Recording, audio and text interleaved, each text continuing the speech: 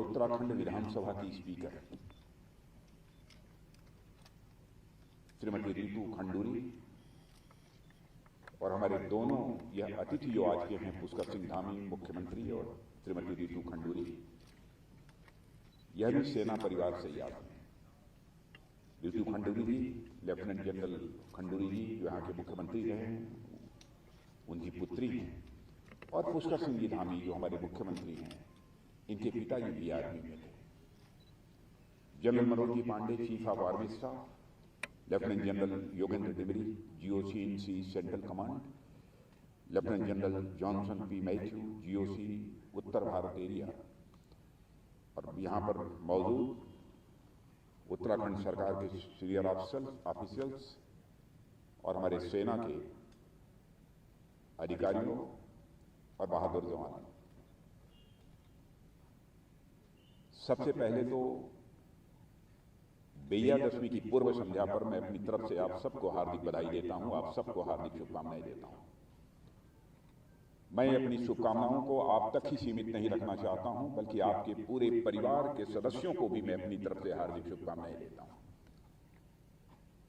कल विजयादशमी का पर्व है और आप सभी जानते हैं कि विजयादशमी का पर्व यह संदेश देता है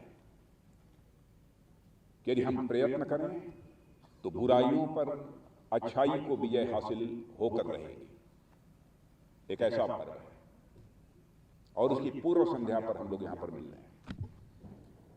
सामान्यतः मैं कहीं जाता हूं तो हमारे army chief general Manoj ji Pandey,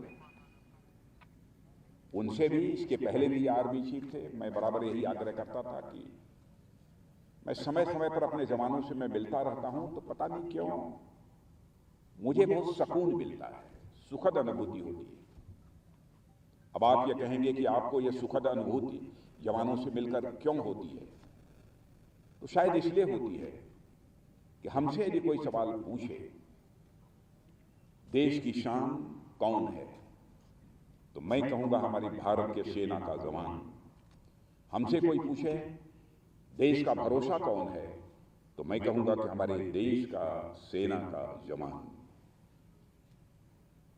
इसलिए आप सबसे मिलकर मुझे सुखद अनुभूति होती है। स्वामी राम तीर्थ जी ने कहा है कि राष्ट्र के प्रति किसी भी जिम्मेदारी का निर्वाह करना, राष्ट्र रक्षा के लिए कुछ भी करना, यह ईश्वर की आराधना के समान होता है, वो ईश्वर की पूजा के समान होता है। जाने अनजाने इस दायित्व का निर्वाह यदि कोई कर रहा है तो हमारे देश के सेना के सुरक्षा के जवान इस दायित्व का निर्वाह कर रहे हैं। इसलिए हमारी इच्छा होती है आप सभी लोगों से मिलने की, आप लोगों से संवाद करने की। आप लोग इस देश की सर्वोच्च निधियों में से एक हैं। कोई ये कह सकता है कि रक्षा मंत्री होने के नाते राजनाथ सिंह अपने सेना के जवानों का हौसला बुलंद करने के लिए इस प्रकार की बातें कर रहे हैं, लेकिन यह हकीकत नहीं है, यह सच है। और क्यों सच है? इसलिए सच है कि मैं विश्व के कई देशों के इतिहास से अच्छी तरह परिचित हूं। अभी मैं मिस्र गया था, इजिप्ट, उसके उत्तर में है यूनान। यूनान बुलंदी पर था, एक से एक विद्वान, एक से एक मैथमेटिशियन, फिजिशियन, फिलोसफर्स, एक से एक बड़ी हस्तियां वहां पर थी, हाईली स्किल्ड लोग थे। लेकिन उनके पास मिलिट्री पावर नहीं था। मिलिट्री पावर की तरफ जो उन्हें ध्यान देना चाहिए था, नहीं दे पाए। तो आज से लगभग 2000 वर्ष पहले रोम ने उनके ऊपर आक्रमण कर दिया और वहां के लोगों को गुलाम बना लिया। सारे साइंटिस्ट, सारे फिलोसफर्स, सारे एकेडमिशियंस, इन सब लोगों को, सारे विभिन्न क्षेत्रों के स्किल्ड जो प्रोफेशनल्स थे, उनको रोम गुलाम बनाकर ले गया। रोम का जो विकास हुआ है तो उसमें यूनान के जिन लोगों को रोम की सेना ने गुलाम बनाया था, वही यूनान के लोगों ने ही रोम को शिखर तक पहुंचाने में अपना योगदान किया था। इसलिए मैं कहता हूं, मेरे पास तर्क है और किसी राष्ट्र का निर्माण का जहां तक प्रश्न है राष्ट्र का निर्माण, या हम किसी को राष्ट्र क्यों कहते हैं, वहां की जमीन होती है, धरती होती है, वहां पर रहने वाले लोग होते हैं, वहां की कुछ परंपराएं, बहुत प्राचीन परंपराएं होती हैं, वहां की संस्कृति होती है, सांस्कृतिक परंपराएं होती हैं। इन सबको मिला जुला कर यह राष्ट्र बनता है। लेकिन बिना सूरवीरों के राष्ट्र का अस्तित्व किसी भी सूरत में कायम नहीं रह सकता। इस हकीकत को हमको समझना चाहिए। और जो मैंने उदाहरण आप लोगों के सामने दिया है वो इस बात का गवाह है। प्राचीन काल में भी आप भारत में देखेंगे एक से एक लोग, चंद्रगुप्त मौर्य, सम्राट अशोक, राजेंद्र चोल, पृथ्वीराज चौहान, राणा प्रताप जैसे शूरवीर। और जिस समय भारत हमारा परतंत्र था, अंग्रेजों की हुकूमत थी, चंद्रशेखर आजाद, सरदार भगत सिंह, खुदीराम बोस, अशफाकुल्ला खान हंसते हंसते फांसी के फंदे को चूम लिया। कौन सी वह भावना थी जो उन्हें यह प्रेरित करती है कि अपनी भारत माता की रक्षा के लिए, अपने राष्ट्र की रक्षा के लिए हमें अपना सर्वस्व न्यौछावर कर देना चाहिए। और वही भावना आप लोगों को भी प्रेरित करती है। वह होती है राष्ट्रीय स्वाभिमान की भावना। यह स्वाभिमान की भावना व्यक्तिगत भी होती है, सामाजिक भी होती है और राष्ट्र की भी होती है। कोई आपको आप शब्दों का प्रयोग कर दे, आपका व्यक्तिगत स्वाभिमान जाग उठता है और उससे दो दो हाथ करने के लिए आप तैयार हो जाते हैं। वैसे दुनिया की कोई ताकत भारत की ओर आंख उठाकर देखने की कोशिश करती है, उस समय जो आपका स्वाभिमान जागृत होता है वो व्यक्तिगत स्वाभिमान नहीं होता है, वह समाज का स्वाभिमान नहीं होता है, वह राष्ट्रीय स्वाभिमान होता है। कल्पना करिए, चंद्रशेखर आजाद अपनी रिवाल्वर की गोलियों से इलाहाबाद के कंपनी गार्डन में अपने अंग्रेज दुश्मनों को भूनते भूनते जब रिवाल्वर में अंतिम गोली शेष बची तो आजाद को इस बात की चिंता सताने लगी कि कहीं अंग्रेजों की विदेशी गोली हमारे जिस्म में प्रवेश करके हमारे जिस्म को नापाक न कर दे। तो चंद्रशेखर आजाद ने अपने रिवाल्वर की अंतिम गोली अपने सीने में दाग लेने का काम किया था, तब जाकर यह भारत आजाद हुआ। अशफाकुल्ला खान, मां कहती थी शादी कर लो, बहू लाओ, बूढ़ी हो गई, चिंता केवल एक बात की थी, भारत आजाद होना चाहिए। अंग्रेजों की हत्या करने में फांसी की सजा हो गई, फांसी के तख्त पर ले जाया गया। मजिस्ट्रेट ने पूछा, बोलो अशफाकुल्ला तुम्हारी अंतिम इच्छा क्या है? मुस्कुराते हुए अशफाकुल्ला खान ने कहा, जाकर मेरी मां को संदेश दे दो कि तुम्हारा बेटा अशफाकुल्ला आज फांसी के तख्त पर खड़े होकर अपनी शादी रचाने जा रहा है। मजिस्ट्रेट ने पूछा, अशफाकुल्ला कहां है वह लड़की, किस लड़की के साथ तुम शादी रचाने जा रहे हो? तो उसने कहा, क्या मजिस्ट्रेट तुम अंधे हो गए हो, तुझे दिखाई नहीं देता? देखो मेरी आंखों के सामने जो फंदा है यही वो हमारी महबूबा है जिसे आज मैं अपने गले से लगाने जा रहा हूं, जिसके साथ मैं शादी रचाने जा रहा हूं। यह होती है राष्ट्रीय स्वाभिमान की भावना। और मेरे बहादुर जवानों, आप लोगों ने गलवान घाटी में जो करिश्मा किया है, जब इंडो और चाइना स्टैंड ऑफ हुआ था, आप लोगों ने पासा पलट किया है। आप लोगों में से शायद बहुत लोगों को जानकारी नहीं होगी, मुझे इस बात की जानकारी, जिस शौर्य पराक्रम का आपने परिचय दिया है, भारत इसे कभी भूल नहीं सकता। इसलिए आपके बीच में बार बार आता हूं। हमारी जो दोस्त कंट्री, जिन्हें फ्रेंडली कंट्रीज कहते हैं, वह भी आपके ऊपर भरोसा करती हैं। भारत के सेना के प्रति दुनिया के देशों में मुझे जाने का अवसर प्राप्त होता है, आप लोगों को एहसास नहीं होगा, भारत की सेना के प्रति, भारत के मिलिट्री पावर के प्रति दुनिया का विश्वास बढ़ता जा रहा है। हमारे पर आपके ऊपर विश्वास करती हैं, भरोसा करती हैं। यह कोई छोटी बात नहीं है।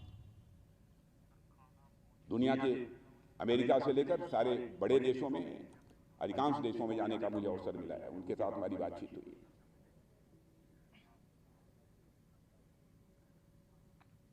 यह हम सभी के लिए, आप सबके लिए भी यह कम गौरव का विषय नहीं है। हमारे अंदर शील है, हमारे अंदर संयम है, विनम्रता है, जैसे मैं कभी आपके army chief general Manoj Pande के अंदर देखता हूं सील, संयम, विनम्रता, लेकिन साथ ही साथ शौर्य भी है। मर्यादा पुरुषोत्तम भगवान राम को जो विजय प्राप्त हुई थी, सील था, संयम था, लेकिन उसके साथ साथ शौर्य भी था। हमारी सेना वैसी ही है।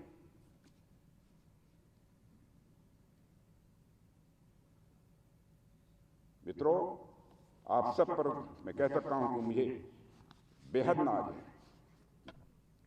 और आज हमारे प्रधानमंत्री आदरणीय मोदी जी के नेतृत्व में भारत की प्रतिष्ठा अंतर्राष्ट्रीय जगत में तेजी के साथ बढ़ी है। आपके परिवार का, आपके गांव का, आपके क्षेत्र का कोई व्यक्ति जो विदेशों में जाता हो, आप उससे पूछिएगा 10 साल पहले गया होगा विदेशों में, भारत के बारे में लोग क्या सोचते थे, और आज यही वह विदेशों में जाता है, लोग भारत के बारे में क्या सोचते हैं। पहले अंतर्राष्ट्रीय मंचों पर भारत कुछ बोलता था तो लोग कहते थे भारत कमजोर देश है, छोड़ो, बोलने दो। लेकिन आज यदि भारत बोलता है तो लोग कान खोलकर सुनते हैं कि भारत बोल क्या रहा है। यह है भारत की हैसियत, और इस भारत की हैसियत बनने में आप लोगों का भी बहुत बड़ा योगदान है। यह कोई छोटी बात नहीं है।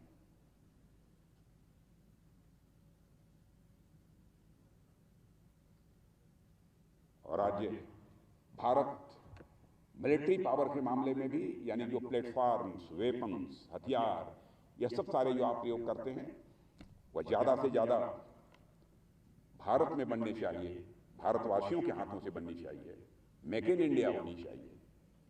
इसकी तरफ हम लोग काम कर रहे हैं। यह हमारे प्रधानमंत्री का विजन है, यह हमारे प्रधानमंत्री का मिशन है, और उसी दिशा में मैं काम कर रहा हूं।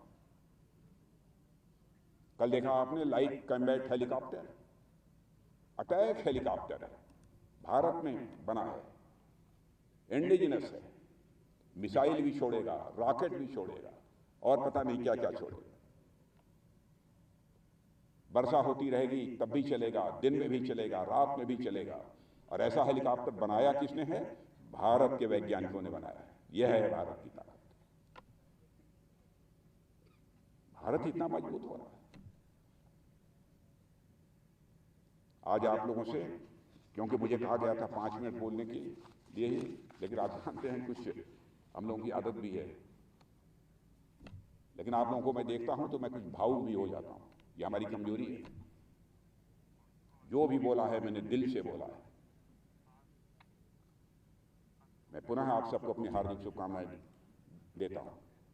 आप लोगों ने बहुत ही अच्छा सांस्कृतिक कार्यक्रम, कल्चरल प्रोग्राम भी यहां पर आयोजित किया था, लेकिन उत्तरकाशी में जो दुर्घटना हो गई है, हमारे कई जवान माउंटेनियर्स वो हमारे बीच नहीं रहे। इसीलिए मैंने कहा था कि सांस्कृतिक कार्यक्रम आज हम लोग न करें, लेकिन मिलना पहले से निर्धारित था। मिलने के तो हम मिल सकते हैं।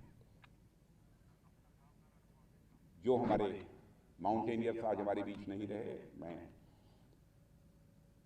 ईश्वर से प्रार्थना करता हूं परमात्मा उनकी आत्मा का शांति दे और उनके परिवार के सदस्यों को भी यह असीम कष्ट सहन करने की क्षमता भी दे। इन्हीं शब्दों के साथ मैं पुनः एक बार विजयादशमी की पूर्व संध्या पर आप सभी लोगों को हार्दिक बधाई देते हुए अपना निवेदन यहीं समाप्त करता हूं।